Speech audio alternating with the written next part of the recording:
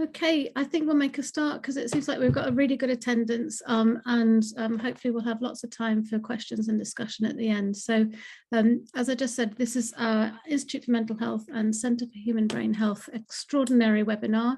And I'm very, very pleased to be able to introduce Professor Lena Palaniyappan, who's a professor of psychiatry at McGill University and really close friend and collaborator here at the University of Birmingham and of course from the University of Nottingham.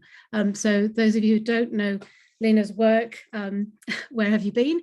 If you're interested in sort of youth mental health, psychosis, phenomenology and brain imaging and really advanced techniques, I'm sure you would have seen some of Lena's work and papers.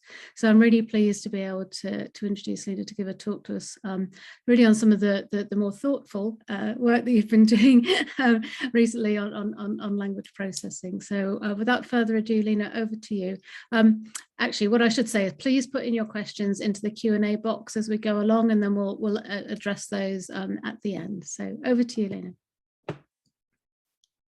Thank you very much, Rachel. You said this is an extraordinary meeting. That doesn't add any pressure. So thank you very much.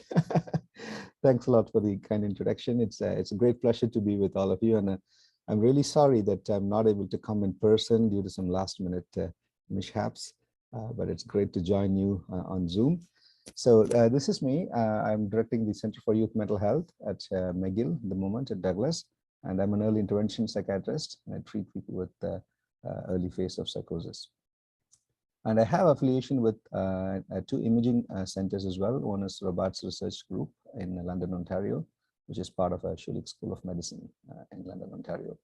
But I'm not going to talk about brain imaging much today. My talk is primarily focused on language processing in psychosis. And as Rachel rightly said, it's about thought processing as well, but thought expressed as language. So we'll see more details about that in a few minutes. So this is our group. We call ourselves NIMY, N-I-M-I, Neuroimaging in Mental Illnesses group. Most people in this group do neuroimaging work, but this is a very interdisciplinary group, and we have speech and language therapists. We have linguists in this group. We also have educational psychologists, all of us working on understanding psychosis from these different disciplines. So you see here, Maria Alonso. She's from Chile. She's a speech and language therapist. She's been with us for the last 2 years as a visiting faculty. And I'm going to show some of the work that she has done in the last few years with us. And then you see Angelica Silva. She's an educational psychologist as well as a linguist by training. Her PhD was in linguistics. I'm going to show some work of hers as well today. And Roberto Limungi, he's a modeler, he's a Bayesian modeler, he's an experimental psychologist. We've been doing some experimental work with language production as well in schizophrenia. I'll be showing that as well. And finally, you also see Mike McKinley here. Mike is a PhD student in our group. He's studying how language relates to functional outcomes in psychosis over time. So rest of us do mostly brain imaging work and machine learning stuff, and also a lot of biophysics because we work on MRS sequences and study them in psychosis. So let's start with the idea of psychosis being a singular problem across multiple levels.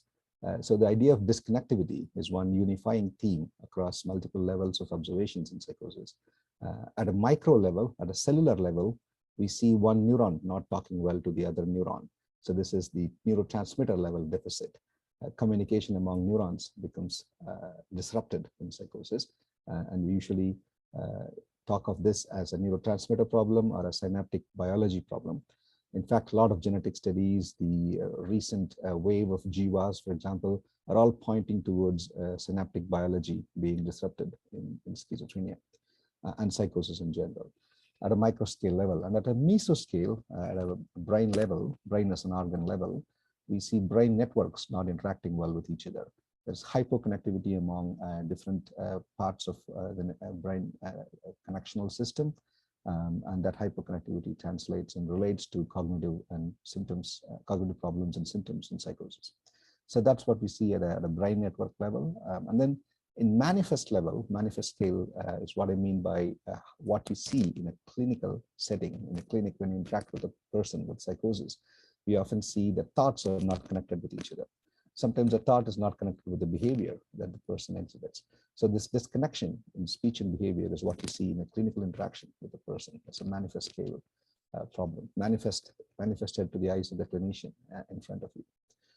And then you have a much larger social scale issue that happens to people who live with psychosis, which is disconnection among people themselves, interpersonal relationships between family members.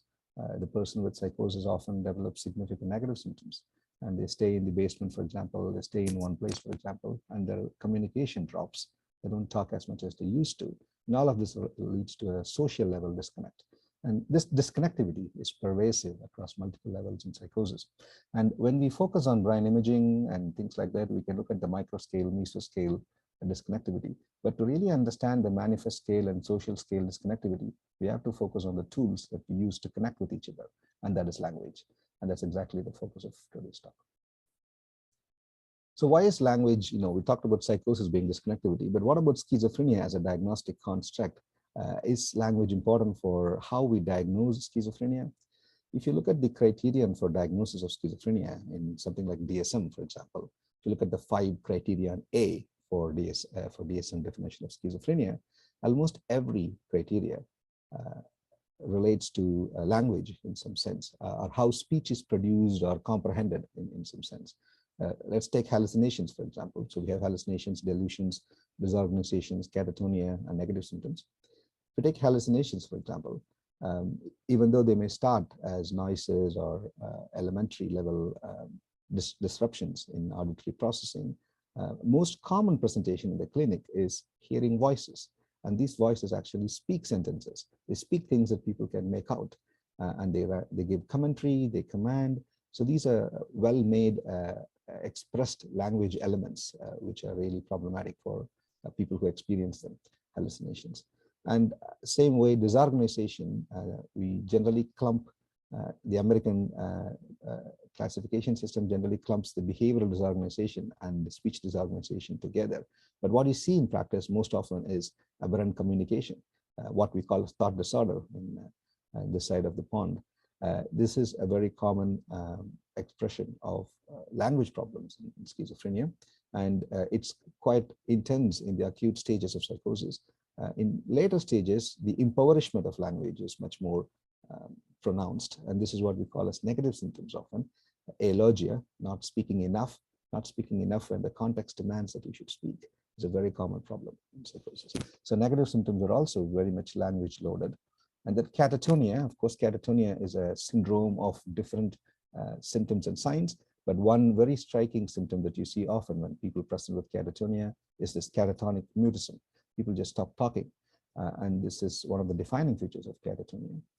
Again, language, expression, productivity of speech is completely absent in these cases. Finally, delusions. Delusions can also be understood as a linguistic disruption. And this becomes very evident if you follow people like Wolfram Hinzen, who is a cognition and grammar researcher in Spain. Hinzen argues that everything that we say has a prepositional meaning. They are either true or false. Every statement we make are either true or false. But what happens in schizophrenia is this value of truth that our statements hold becomes disrupted. So people say things, they don't actually mean what they say. For example, take a patient who is grandiose. He may say, I am Jesus. He may not actually think he is Jesus, but that statement, I am Jesus, is understood to have propositional value by most of us who see this patient. And we diagnose that as grandiose delusion. We mark that as grandiose delusion, and we consider the patient to be grandiose in that way. So delusions can also be understood as a disruption in how language is used as a tool when we communicate with each other. So all 5 diagnostic criteria for schizophrenia load very heavily on language. But is it just a criteria of description? What about functioning, that patients show disruption in functioning over time? Is that also related to language? This is a meta-analysis by Margraf and group. This came in European Psychiatry 2 years ago. They looked at various predictors of social dysfunction over time in psychosis. it doesn't matter, however, you define thought disorder, whether you define it using scales like TLI, TLC, or conceptual disorganization, item and PANS, or just measure using rating scales like BPRS. However you define the thought and language disruption in psychosis, all of those definitions relate to significantly low social functioning in patients. There's no single study that shows it is better to have thought disorder, better to have language problem. Speaking less is not a compensation. Speaking less definitely creates functioning problems in people with schizophrenia. So this is a well-established finding, and in practice, people who are practicing in psychosis clinics will know that a lot of educational dropouts happen because people do not write well in school, speak well when demands arise, so they don't use language as others are using, that peers are using. Same way, occupational deficits. Almost every person who has a job-related problem when they have psychosis have that because they interpret things differently, or they say things that they shouldn't be saying out of context, for example, and that leads to stigma as well as dropout from educational and vocational settings. And of course, many interpersonal issues are also related to this. So this is an important problem we need to really understand better. Then, to really go into the details of this, we need to ask this question: why do we speak as humans? It's really a challenging question to answer. There has been lots of work on this, lots of theories and lots of speculations. I'm not going to give you an answer for this, but I want you to think in two different ways. One is, whenever we ask this question in the context of studying psychosis, the language in psychosis, we start with the statement, language is a tool for communication. And that tool is employed because we think. We employ a tool, and that's how we communicate. Now, that's all fine, but there's also one more purpose for language. If you just think about language as a tool to communicate, then even sounds that animals make are ways of communication. Dolphins can make sounds, understand? Songbirds can make sounds. So what is the difference between human language and this kind of sounds that other animals make for communication purposes? There's a very important use of human language. The grammar we have, the syntax we have, the referential meaning our words have, it has a very important use. And that use is to reduce mutual uncertainty between two people who are interacting. So when I meet, for example, if I meet Rachel and if we have coffee together in Starbucks or something, we have some common topic to talk about. And I don't know what exactly that you want to say, Rachel. So I may ask questions about, what's going on, and you may ask questions to me. We enter into this discourse, the social discourse, and often it is a process. Together, we both reduce the uncertainties that we carry about each other in those 5 minutes or 10 minutes, and caffeine helps. So this is an idea of discourse being a process of mutual reduction of uncertainty in two brains. So language is a communication tool, and also it is a tool to understand the other person's mind. Without language, it would be really hard for us to understand what's going on in the other person's mind. When we used to live as hunters and gatherers, if you were only making sounds, if you were really not having a system to read other person's mind, it would be very difficult to know why suddenly the man who went out for hunting has returned back, sweating and jumping up and down and pointing towards the place where we usually draw water from. He might have seen a lion there. He doesn't want me to go there. So he's just, making some signs and jumping up and down. Without language, it's very hard to know if that is the reason why he's doing it. But when language evolved, it becomes very easy to read the emotions of the other person. So this is an important thing to keep in mind when we study psychosis, because the social neuroscience of psychosis really starts with the study of how we use language before we develop psychotic symptoms, during psychosis, and also after experiencing psychosis. So without that tool, social neuroscience of psychosis will be a non-starter, so to speak. This idea is written as a commentary. If you are interested, it's called The Bayesian Brain and Cooperative Communication in Schizophrenia. Just came out a few months ago in a Journal of Psychiatry and Neuroscience. So while language is important, how do we study it in psychosis? Traditionally speaking, we use a symptom-based approach. So we think of deviations in language as abnormalities. We develop rating scales like TLI, TLC. These are all thought language communication rating scales. And every time an error occurs in speech, we mark it, we score it, and we develop a rating of severity. And that's how we have been studying language for many, many years. This is one approach, and it has given us some ideas about what kind of processes go wrong in psychosis. But there is also a different approach, which is the linguistic primacy approach. You don't consider speech disturbances as abnormalities as such in schizophrenia. you consider them as variations in how naturally language is processed. All of us make errors in speech. You might have seen a very recent parapraxis Freudian slip made by George Bush just a couple of days ago. There's a Twitter feed if you want to look at it. He was talking about invasion of Ukraine, but he actually said it was invasion of Iraq. It's a very interesting, well, the worst parapraxis that has ever happened in political history, I think, if you look at it. So we all make errors in language. And if you let me speak for more than an hour, you will see how disorganized my thinking is. I will be showing you weakening of goal, not really staying on topic. All of us have this degree of language errors that we make when we speak. So the second approach is really to understand anything that we see in a patient as a variation of linguistic differences that happens in normal speech. So we focus on collecting speech samples from people who have psychosis as well as people who do not have it, and treat both of these samples similarly and look at variations from normal rules of language, normal grammar, syntax that language has to carry. And then look at and then score it based on how often that happens and how much it happens. So that is a linguistic primacy approach. It relies on applying criteria and scanning speech transcripts. And this is not new because the field of psycholinguistics has been doing this for many, many years. So what is the difference between conventional psycholinguistics and the kind of computational linguistics that I'm going to focus on now? Conventionally, psycholinguistics involves experimental setups where you use words and find out if people match those words, understand those words, or produce a single word in response to it. So you use some stimuli and you see what kind of words people produce. Or you also give sentences that are incomplete and ask people to complete them. Now, these are very atypical situations because in real life, we never do sentence completion tests. And often because of this, the transfer of errors into real life social functioning becomes weak. The correlation between functioning and what we see in experimental settings in psychosis becomes weak because of that.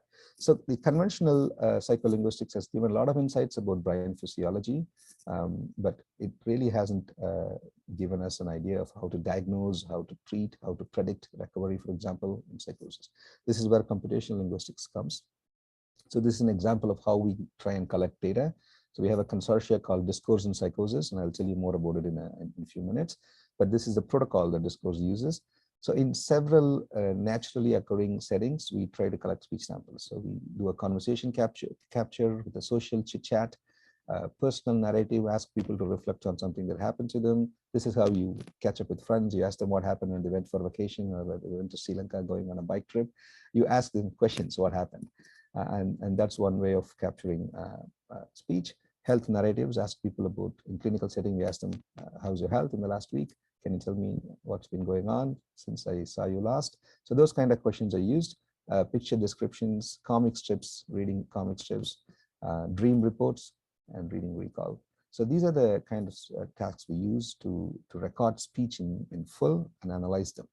So computational linguistics really is something that opened up the door for NLP, natural language processing. What is NLP? What is natural language processing? As some of you may know already, in the last couple of decades, the need for us to make computers to understand how we speak has become very important. And this is being used in automatic speech recognition, speech to text, text to speech, conversion programs like devices like Alexa, for example, Google Voice, for example, that you use at home. These programs are really built on understanding what we say and also predicting what we're going to say next. Some of you might have seen this, experienced this abnormal phenomena. If you are thinking about insurance policies, your Facebook will suddenly show feeds of insurance sellers to you. These kind of things happen because the programs understand what we are thinking, and they try to contextualize some of the words that we type in Google search engines, for example. So this need to make computers understand language opened up the field of natural language processing. And natural language processing itself is simply a marriage between computer science and linguistics.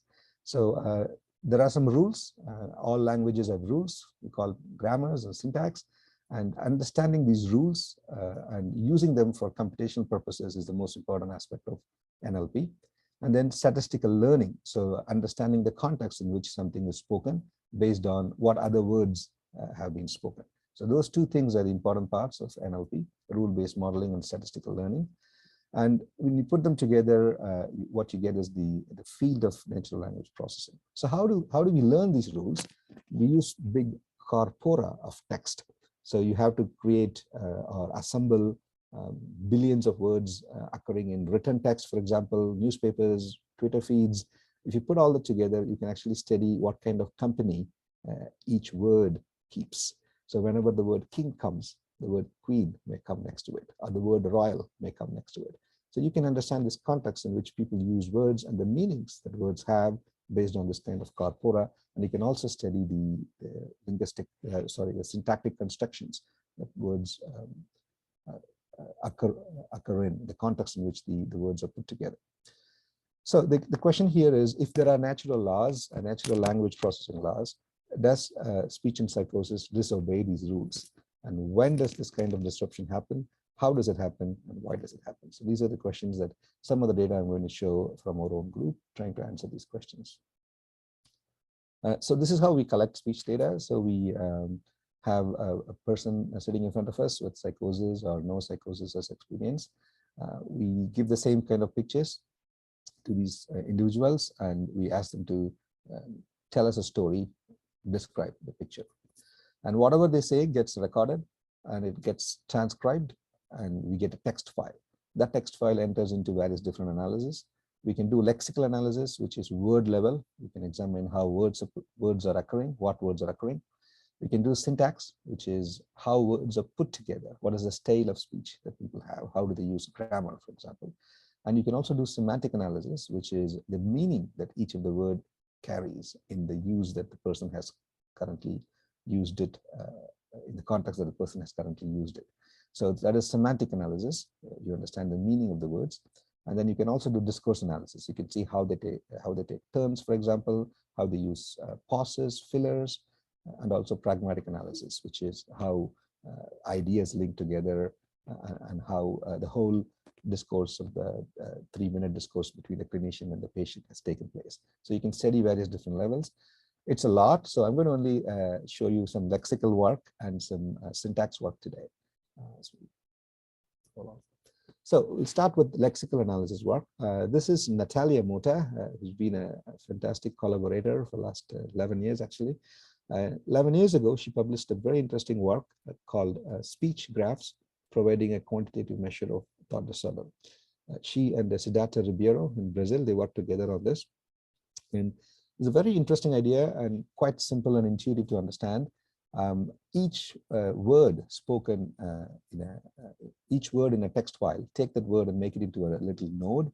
And if two words are occurring one after the other, you connect those two words with a bridge called edge. So when you do this kind of exercise, you get a graph. This is a speech graph. And you can see some words we repeatedly use, and some words, some word pairs we repeatedly use when we speak. And you can get a structure out of this graph. You can actually mathematically quantify how big this graph is, how random the properties of this graph is, for example. And you can then compare groups of patients that you're interested in to see how the structure of the speech has been. So this is only a word level lexical analysis. We take each word and convert it into a node. And one of the work that we initially did was just to visualize the speech that a person with mania, a person with bipolar disorder or a person with schizophrenia produces when both of them are clinically stable. They both are taking medications, they're clinically stable enough to give a return-informed consent and come for an imaging study. So this is data collected in Nottingham. While you only see the visual graphs here, you cannot make out the accent from this kind of visualization, but this is Nottingham, a person from Nottingham. So what you see here is a person with schizophrenia, given that picture and asked to talk for 1 minute, produces very few words, and they're not as well connected. And whatever connections are happening, they're kind of persevering and repetitive connections. But what you see here is a person with bipolar disorder. They're not actively psychotic or manic at the time of the data collection, but you can see how their speech is excessive. And just by visualizing this kind of speech graphs, you can immediately get an intuitive understanding of differences that may exist among people with different diagnoses. But we didn't stop there with visualization. We went to relate this kind of speech disconnectivity with brain disconnectivity. We looked at functional MRI. We looked at what is called gyrification, how well your brain is folded. The folding patterns of your brain depends on how well your brain was connected when you were when you are a baby. So we have 2 measures of connectivity, and we have speech connectivity. We also have social and occupational functioning from these patients, which is the social scale disconnect that I was talking about previously. If SOFA score is very poor, it's very low, clearly you have interpersonal problems, vocational or educational deficits as well. They're all reflecting social scale disconnectivity. So what you see here is a canonical correlation, and what you see here on the on the x-axis is disconnectivity in speech level. So this is the connected components, the size of them. And what you see here is a measure of centrality, which is resting state functional connectivity of the brain, and a gyrification measure.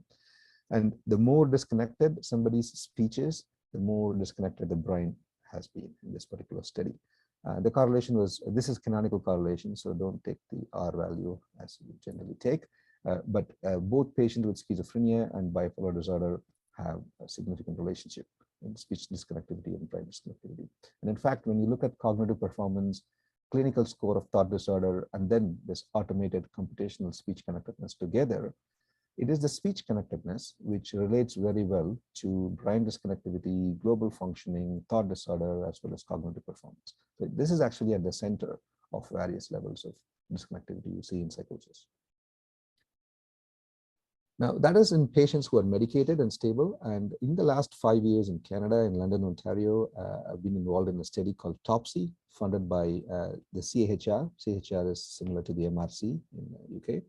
This is a program grant for the last 5 years. It's called Foundation Grant. And here we are really trying to study people who are completely unmedicated by the time they're available for research purposes, for scanning and language sampling. TOPSY stands for Tracking Outcomes of Psychosis. So it is a longitudinal study. I'm going to show some data from longitudinal speech analysis as well in a few minutes. But I want to emphasize the kind of sample that we collect. We wait in the emergency room in the A&E. We have residents who work in the group, research group, who actually take their on-call duties very seriously, on-call research duties. So they recruit patients when they come into A&E, and out of 100 patients, we see around 30 may be eligible for consenting and saying yes. And because of the way we recruit, these patients on average, for 40% of them are treatment naive. They haven't had a single dose of antipsychotic when they come into our study. But even those who have been exposed to antipsychotics by the time of data collection have less than 3 median days of antipsychotic exposure lifetime. So most of them might have had only like 0.5 milligrams of risperidone or something less than that, because these are initial doses. So highly unmedicated sample, and we collect speech samples. We also do a lot of imaging with these people, but not very extensive cognitive examination because of the nature of the illness that we're studying, the time of sampling, acute psychosis. But we collect this 3-minute speech samples. We collect SOFA's PANS 8 version, which is a very lean version of PANS, just 8 items. And we also collect very quick bedside cognitive tests for these patients. So again, we do this kind of transcription and also text files produced from this. So I'm going to show you results from some of the early analysis of this Tracking the Outcomes of Psychosis study. And this is how, this is the kind of picture stimuli that we use. This comes from the thematic apperception test in 1940s. This was very popular when Rocha was using Rocha as stimuli for psychoanalysis. These things became more unambiguous stimuli for people to use in psychoanalytic settings.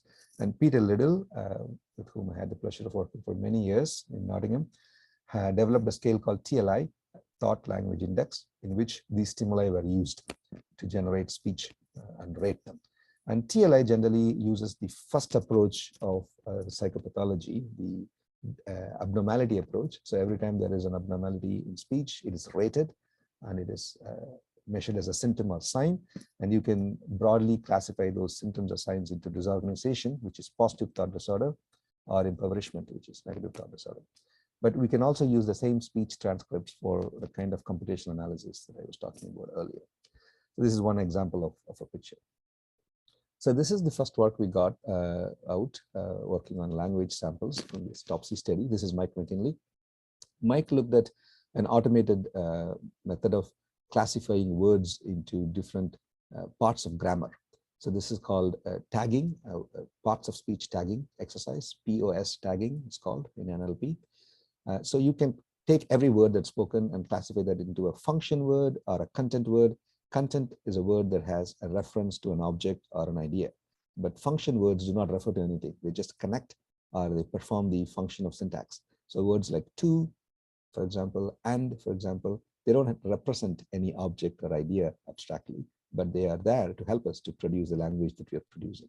So function words can also be classified further into connectives. Connectives are very important to put ideas together. So there are different types of connectives: causal, logical, temporal, contrastive, additive, basically 5 types. But causal connectives are very important because these are the ones that we use to make causal inferences. We say things like, I am hungry because I missed my breakfast. So that because is a causal connective.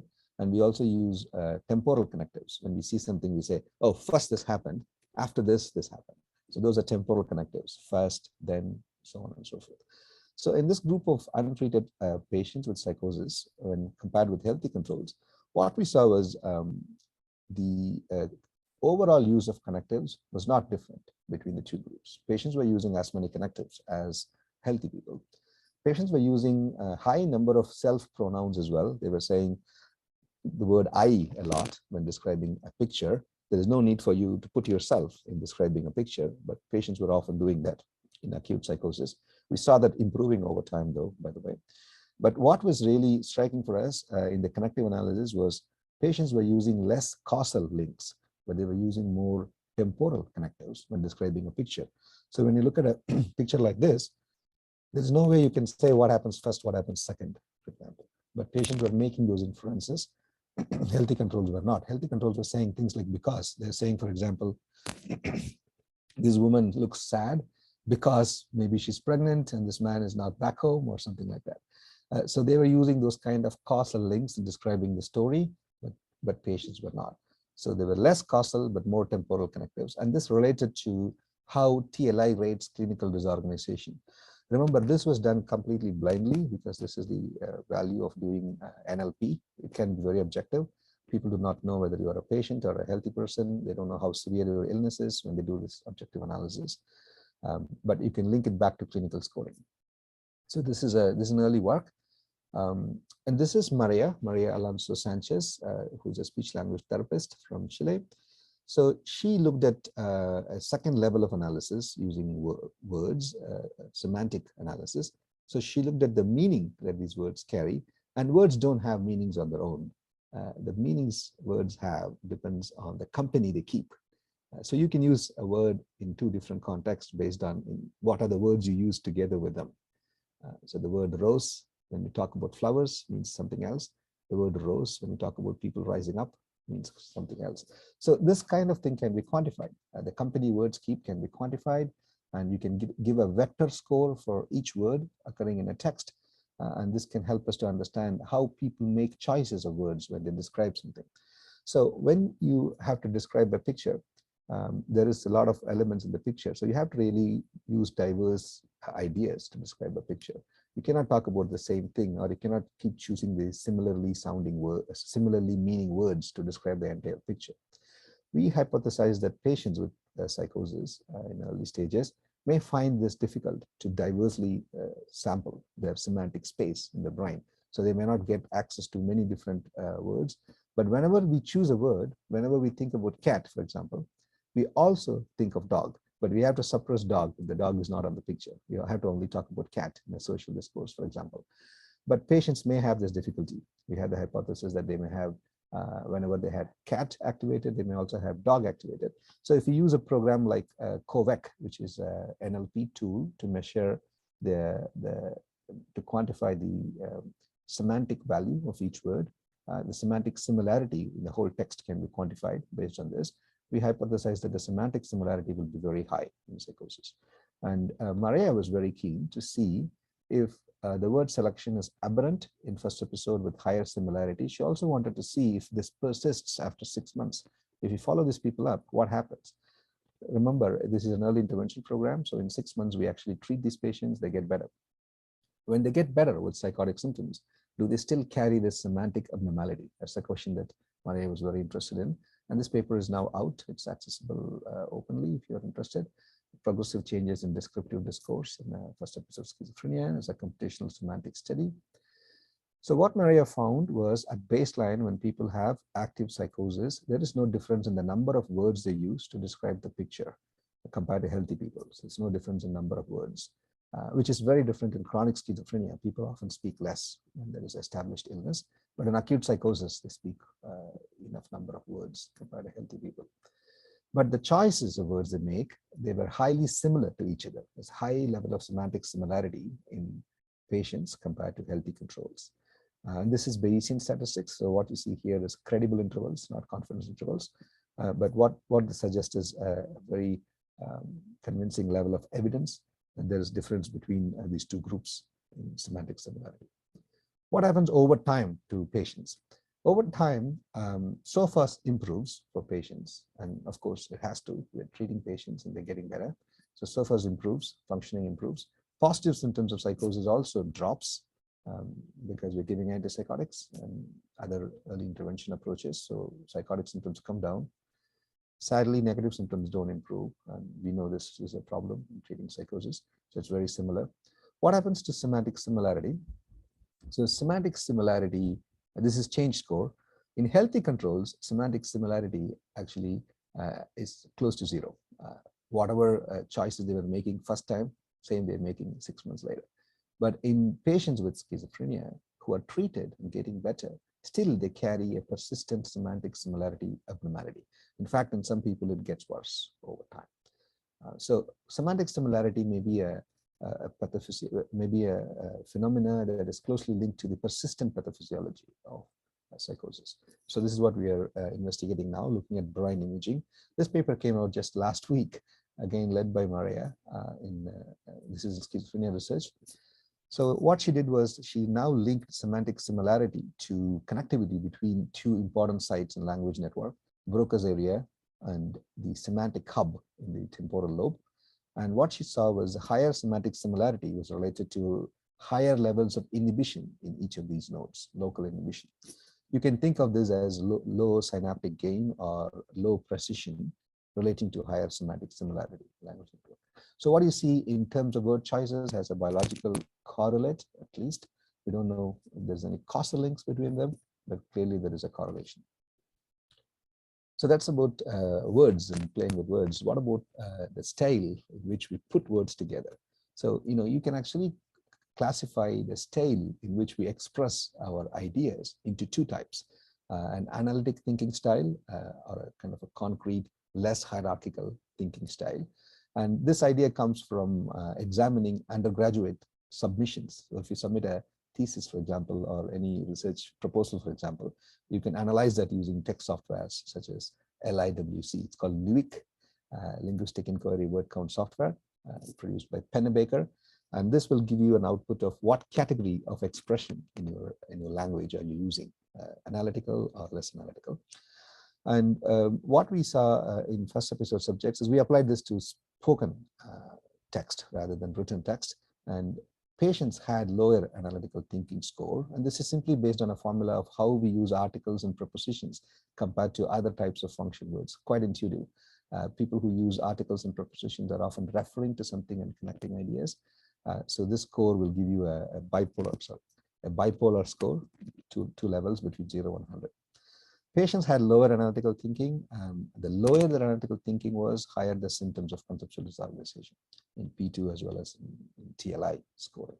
So this is Angelica Silva. She led this work. This is on Schizophrenia Bulletin Open. It came out last year. So it's one of the initial applications of word counting and word tagging in schizophrenia. Now, it gets very interesting when you look at grammar in more detail. So when we express ideas, when we want to express ideas in a very rich way, we produce quite complex sentences which has embedded clauses, sentences which carry several levels of binding of different ideas together. And this is how we make our expression sound educated and rich unfortunately. So the more complex the syntax is, the more rich the expression of idea is, generally speaking. And this is not a new phenomena of interest. In 1980s and early 90s, quite a lot of work was done, primarily led from Adelaide in Australia, and then replicated in Edinburgh by Robert Kendall and others. And also a lot of work took place in North Wales, published in BJ Psych in 80s and 90s by King, Rob Kendall, as well as Philip Thomas. So anyway, the story is patients with schizophrenia have low syntactic complexity, and they have it in acute stages, and it gets worse over time as well. What is syntactic complexity? It's how you embed ideas, how you use clauses, how rich your expression is. And interestingly, it has a trajectory over our lifetime. When we are 4, 5, 6, we don't produce so much complex sentences. Well, that's for good reason. But when we start understanding the world, when we start putting ideas together, we have a tonic increase in our syntactic complexity, and it reaches adult level by around 17. And it stays the same. It doesn't drop unless there is some pathology. The syntactic complexity of how we express ideas in different contexts remains same over lifetime. So this is, well, if you think about this, this is how the risk of schizophrenia also tracks over time. It kind of peaks some point here. So there is a relationship between how language is used and how illnesses like schizophrenia get expressed themselves. So complex syntax enhances the richness of speech, as I said. And I want to give you an example of how patients and healthy people employ this complexity in describing a picture. This is one example from a healthy person. They're talking about this man. And when they describe this man, they say, the shirtless man who was plowing the field looks sad. This is spoken. This is not written. This is spoken. But even when we speak, we try to add some richness to description. So this is a noun phrase, the shirtless man. It conveys an idea and is a referential object. But a person with psychosis uses something like this, for example. They say, the man looks sad, he's plowing the field. He's plowing the field.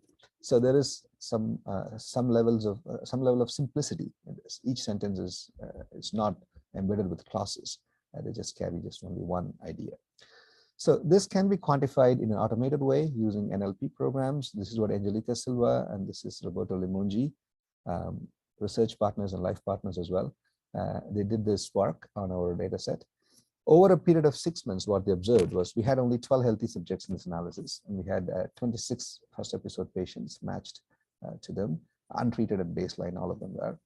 Of this 26, over 6 months, 18 of them developed schizophrenia. So when you apply the diagnostic criteria in 6 months' time, 18 of them had schizophrenia, 8 of them did not. So they wanted to ask, they asked the question, what is syntactic complexity telling us? Does it get worse or does it drop only in people who later develop schizophrenia, or is it a common phenomenon across psychosis? So what they saw was, this is a bit of a complicated, busy picture. I'm sorry for putting this up, but I just want to only mention one thing. This is based on a belief propagation model, generative model.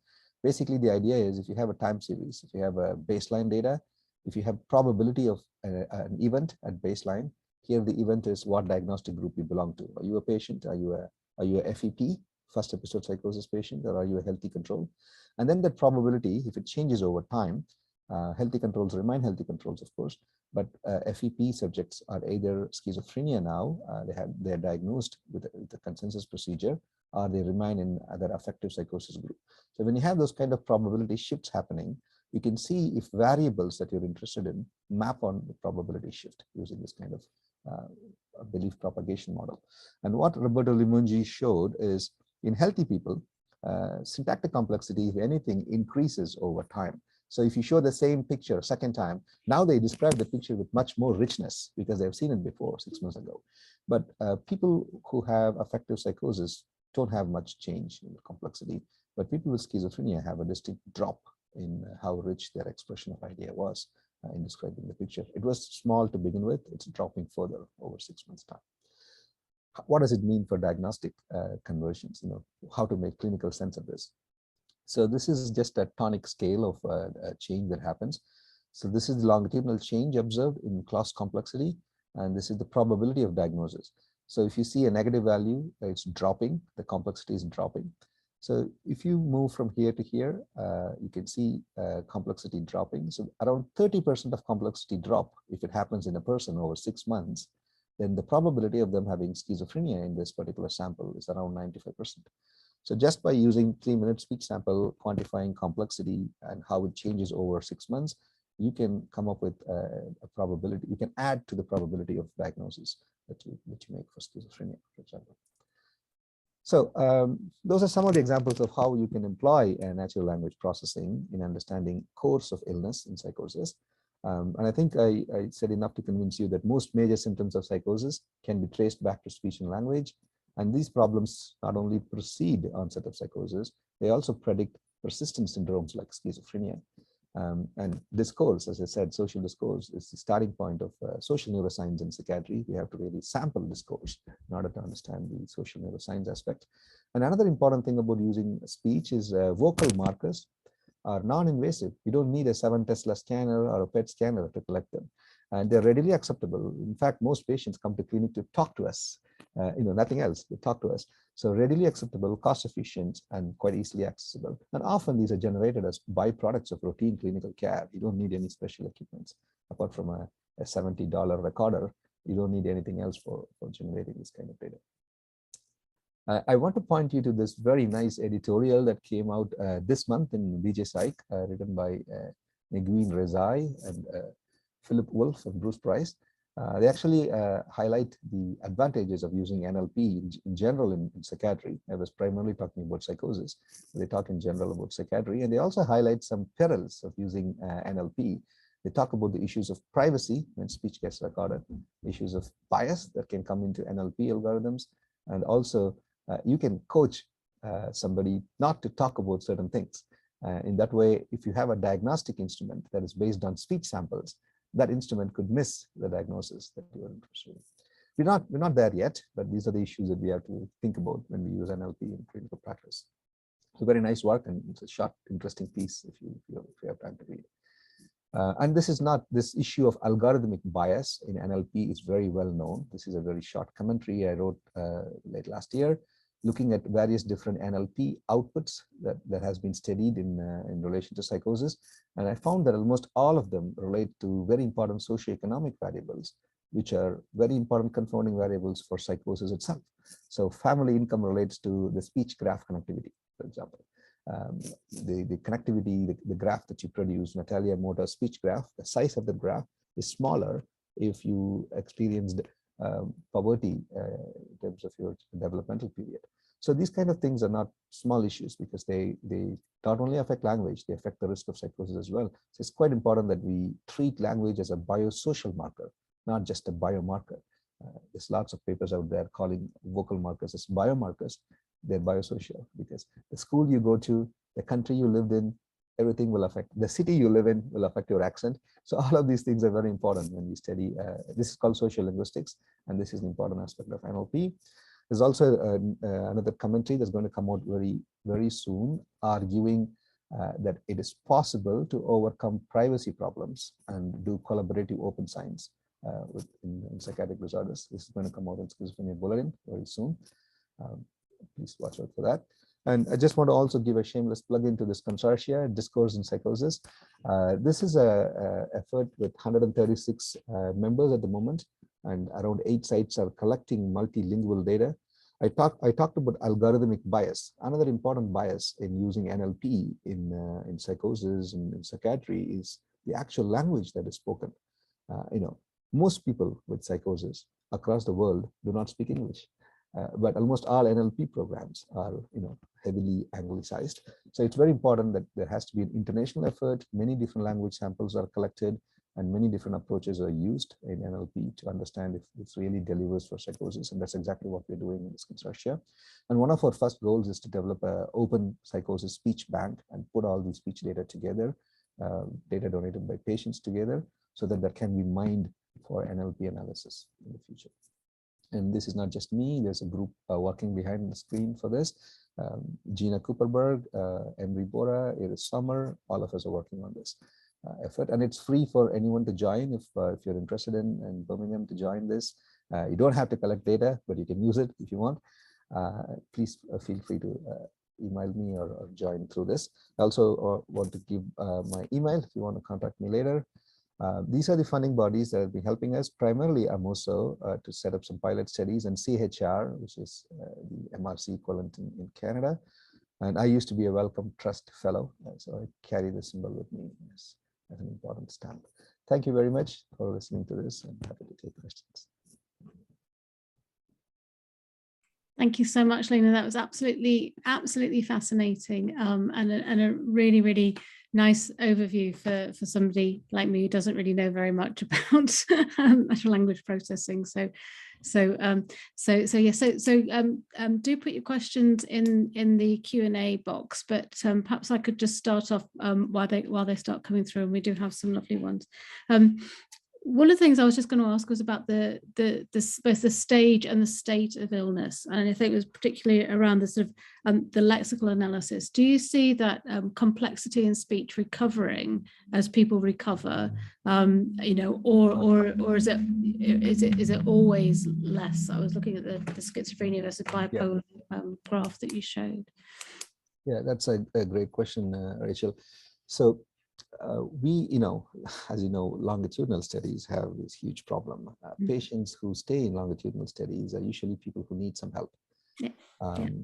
So there is a bias. People who get better don't come back and see us for good reasons. So we have this bias, so we have to keep that in mind. We see a drop in people who later develop persistent illness like schizophrenia, and we see a drop in semantic similarity. We see an increase in semantic similarity. We see a drop in syntactic complexity. So the NLP signals are actually getting worse over time in schizophrenia. It doesn't change a lot in affective psychosis. We don't have a very good ill but now well sample to really say if it improves. This is, if we are all getting together to collect collaborative longitudinal data, this kind of questions can be answered. Yeah, I'll be really fascinated to see the remitted group and see whether that improved. Anyway, I'll stop hogging the questions. So Lowry was asking particularly about whether findings reflected underlying theory of mind and mentalizing impairment, and whether you'd investigated that, because that's a concept we do know quite well. Yeah, no, this is very, very important and a very interesting question as well. Thanks for asking this. Language is, speech sampling is very much context dependent. So if I'm talking to you, the whole discourse will be about understanding each other and trying to figure out why I asked that question, and changing your response based on who I am. If I'm a clinician, you will say different things. If I'm your friend, you will say different things. So the context in which we sample will reflect whether theory of mind is playing here or not. If I just ask the person to interact with the computer and record speech and send it to me, of course, this is a different story. Our picture description tasks has 2 levels of this application of other person's mental activity. Number 1, this is given by a clinician or a researcher who has fairly less familiarity with this person, because these are acutely unwell people. They haven't seen me before, or not more than once before, for example. My RAs have never been seen by them. So there is some degree of figuring out that happens. Number 2, all these pictures have people. So there are characters in them. And some of the statements that people make are about mental state of those characters. So one of the pictures, for example, is like the Gone with the Wind movie thing. The lady is sad and the man is leaving, like a cinema movie thing. And people often talk about mental state of these 2 characters. They make some inferences of what's going on. So I think you can argue that discursive discourse, discursive means you have a referent, and if that referent has people in it, there is some TOM playing up things. But if you want to really focus on TOM, you have to really develop the context in a way that it leans more on social cognition. Really fascinating and complex field. Maria wanted to ask really about whether a really interesting question. So is the disconnectivity you see in speech also reflected in written text samples? So if we had writing, do we see the same number of, for example, typos, errors, punctuation? And I think there's a greater history of writing, over the years, isn't there? Exactly. No, I think this is very interesting question to really inquire further. And written texts are less available from patients, to be honest, and also written texts that you get are highly curated. So if you get first-person accounts published somewhere, they're highly curated. It's very hard to know what is really illness-related and what is not. There has been lots of work. In fact, this morning we were discussing with one of our collaborators, and Susanna Kahlan, who had the NMBA encephalitis and became psychotic. She was writing a lot at the time, and her written text has been analyzed with this kind of NLP approaches. Well, it was Phil Carlett. Maybe Phil will speak to the group at some point and tell more about this. So, to answer your question, Maria, I think there will be a relationship between brain disconnectivity and written text disconnectivity as well. I'm not aware of how in detail this has been examined, but I'll be surprised if there is no relationship between these two levels of disconnectivity.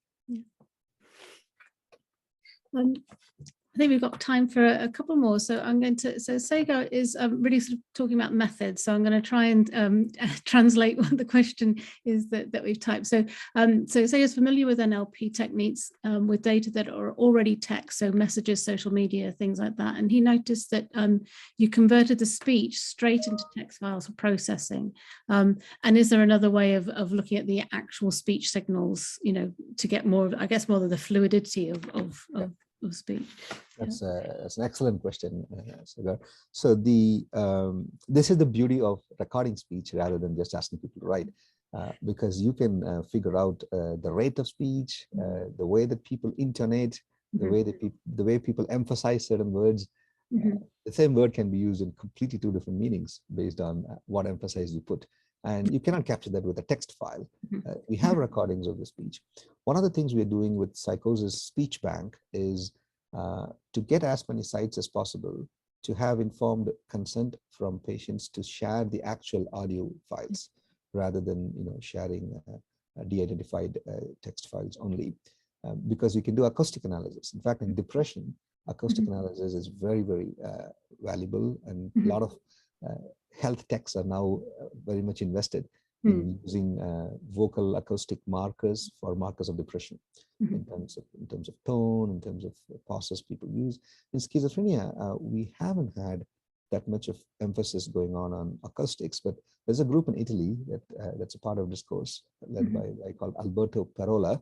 They're doing some very interesting work. They actually did cross-language work in German, Mandarin, and also in English, and they find out that there are some acoustics which are cultural, but there are some binding acoustic abnormalities in schizophrenia across all languages.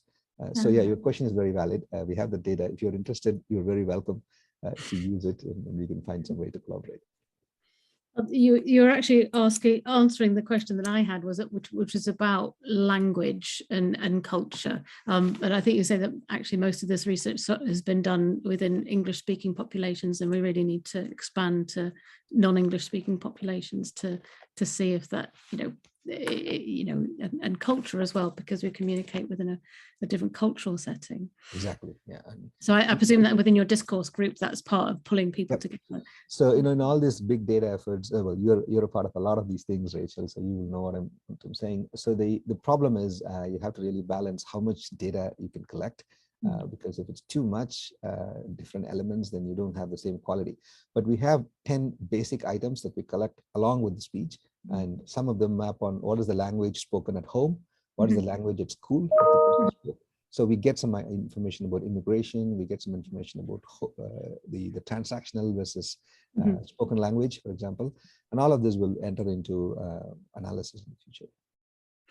So I'm going to quickly, so Bill's popped up with a last question, which is really short. So what about the abnormalities of receptive aspects of language, receptive aphasia? So right, coming in with a punch at the end. Yes, that's right, Bill. I was focusing a lot on production problem, and this is probably because of the opportunity that NLP gives to use produced speech for analysis. But most conventional psycholinguistics, for example, the kind of work Gina Cooperberg has been doing, they're mostly on comprehension, how people understand and what are the psychophysiological correlates of understanding process in the brain. I don't think we can separate them just like that, comprehension versus production. These are very tightly linked. In fact, the whole TOM, theory of mind examination, will involve equally strong arms of comprehension as well as production. When you have recorded speech from both the questioning person, the clinician interviewer, as well as the speaker, the patient in this case, you can really understand this much better, the receptive thing. One other thing we're trying to do now is hyperscanning EEG. We bring dyads, we recruit dyads rather than single individuals. So everybody brings, a patient brings a friend with them. They both talk in a room. We record the hyperscanning EEG at the same time. We just started piloting that. I don't know how successful we will be, but these kind of things will also help you to understand receptive problems. That sounds absolutely fascinating. Okay, so I think we're already over time because we filled it absolutely, you know, gone by a flash, but just leaves it to me to say, gosh, Lena, thanks so much for such an interesting talk. And we're sorry that you weren't able to get out of Canada and come to see us, but I think the virtual version was really impressive and so wonderful for you to come and give us a talk. And I think there's lots of follow-up questions and contact that we should maintain. So thanks very much, Lena, and from all of us in the audience, a wonderful talk. Thank you. Thank you very much. Thanks for having me. See you.